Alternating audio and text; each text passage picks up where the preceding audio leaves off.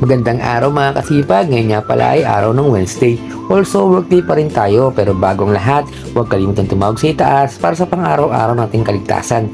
Ngayon nga pala mga kasipag, magluto tayo ng simpleng ulam lang. Meron tayong kangkong, meron tayong tuyo, meron tayong tosino at meron tayong itlog.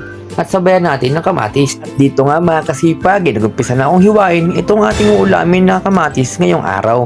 At dahil napurga na nga tayo ng mga nakarang linggo sa vacation natin sa Marinduque, puro healthy living lang muna tayo at healthy food muna ang ating uulamin ngayong araw. At syempre mga kasipag, nagiwa na rin pala ako ng kamatis at also sasamahan ko rin yan ng nilagang kangkong para namang mas healthy at pare sa ating lulutuin ngayong araw. At dito nga mga kasipag, nagdagdag na rin ako ng sibuyas para pampare sa gulay at ating tuyong kakainin ngayong araw. Tara mga kasipag, let's lutuin go! natin to.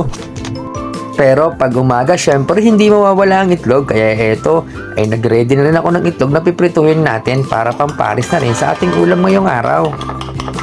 Dito nga mga kasipag, umpisa na natin lutuin ng itlog. Ayan, at konti lang pala ang lakas ng apoy para hindi agad siya masunog mga kasipag.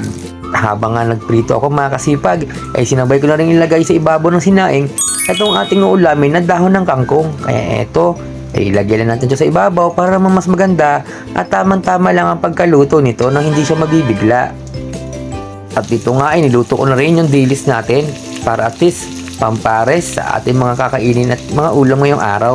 At hindi rin mawawala dito ang tosino mga kasipag, syempre pares yan.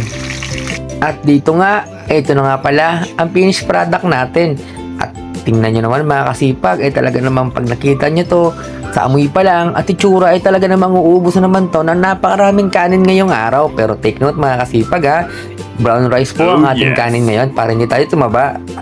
Pero bago ang lahat mga kasipag, ay huwag makalimutan mag-follow and share sa aking page. Salamat!